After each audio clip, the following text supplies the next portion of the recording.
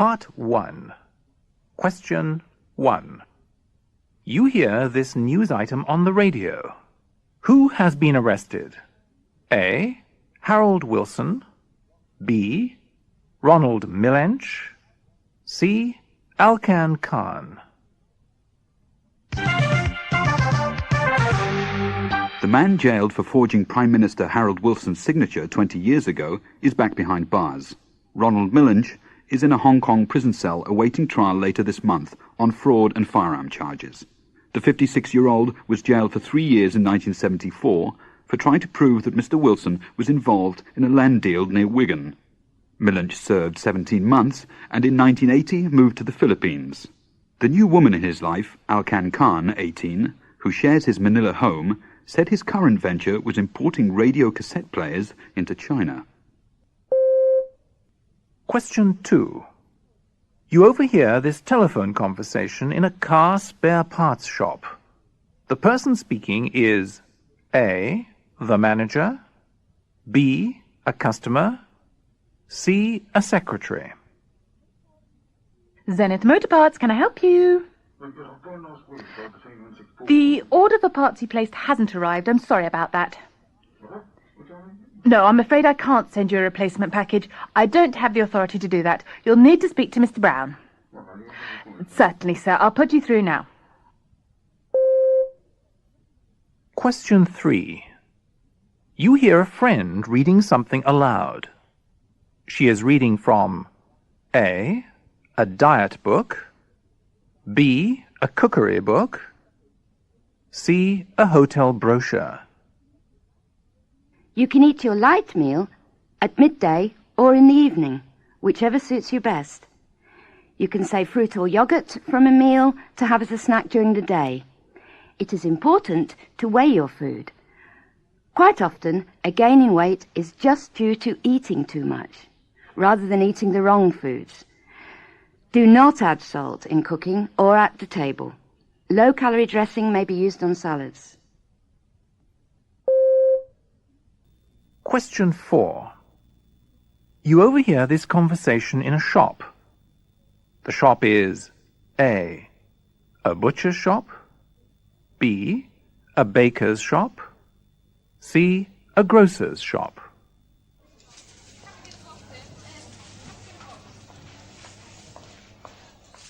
Good morning, Mrs. West.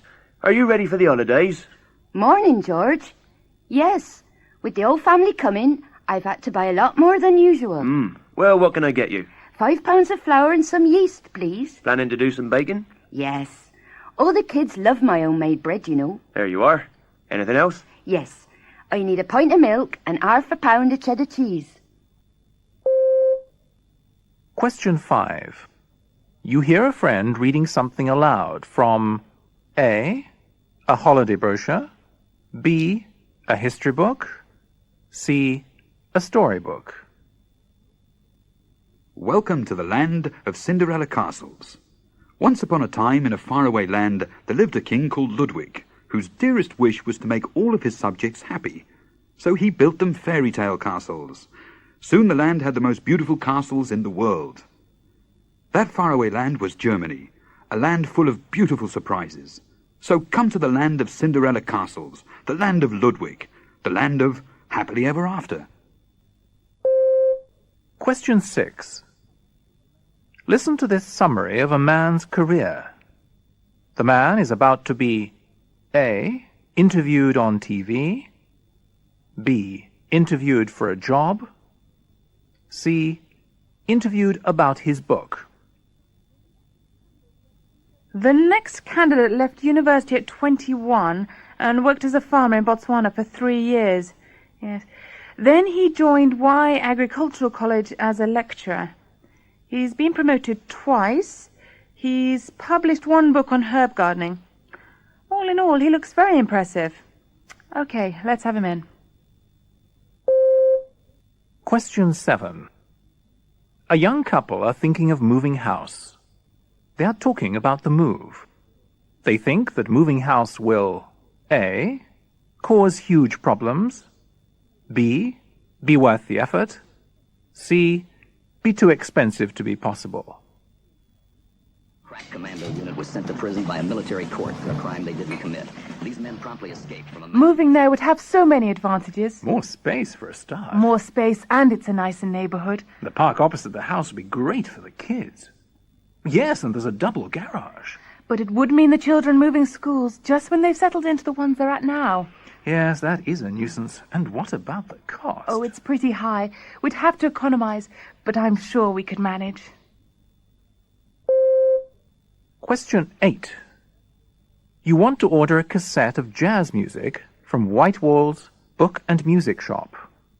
You ring them and hear this message. What you have to do next is to A. Wait. B. Leave a message. C. Call another number. Thank you for calling Whitewall's Book and Music Shop. I'm sorry all the lines are busy at the moment, but your call has been queued. If you are calling about fiction and non-fiction books, please hold the line and we will answer you soon. Or you may leave a message after the tone.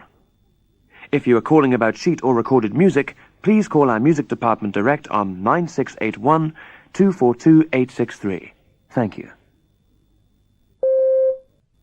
That's the end of part 1.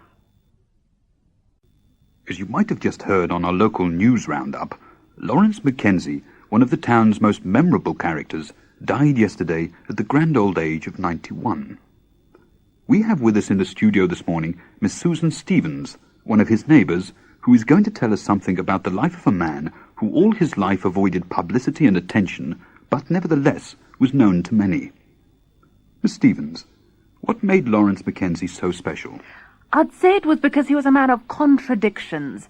His public behaviour always seemed to be the opposite of what he did in private. And what do you mean by that? Well, he always gave the impression of being mean with money. The local shopkeepers have dozens of stories about him complaining about errors in his bills, no matter how small, not to mention the slightest price rise, and yet everyone was sure he gave away large sums of money secretly. How could they have known about that? Well, he had rather strange handwriting, you know. And the story goes that every time a volunteer worker called on his house to ask for a contribution, he would send them away with nothing.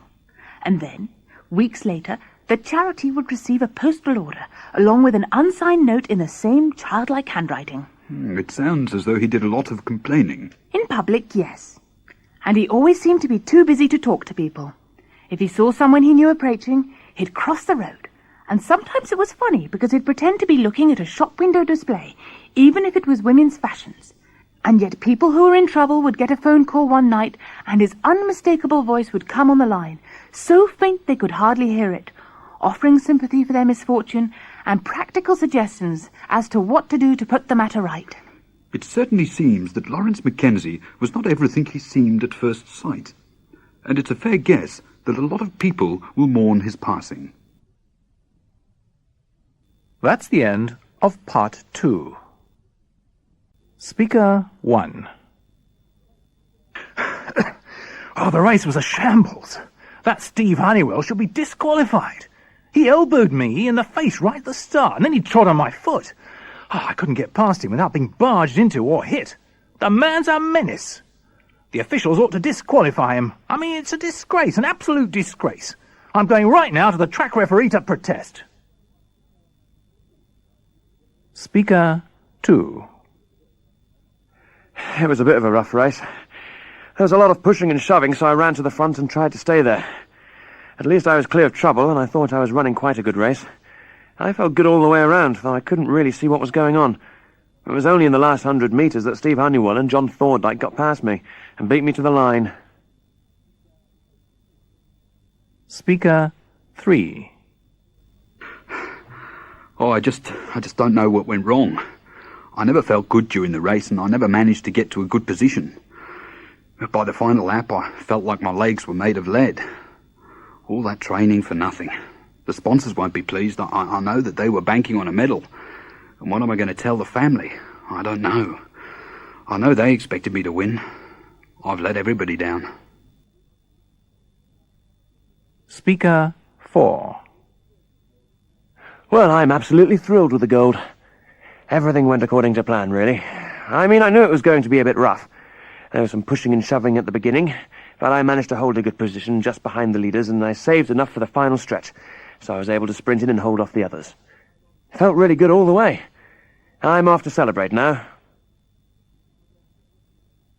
Speaker 5.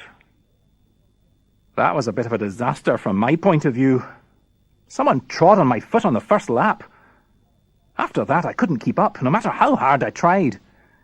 But I didn't come here to give up, so I kept running. I thought I did well in the end to finish as well as I did. What, only 20 meters behind the others? Well, that's the end of part 3. Hello, Mrs. Mills. What seems to be the trouble? Well, Doctor, it's about young Jenny. She hasn't been feeling very well lately. I see.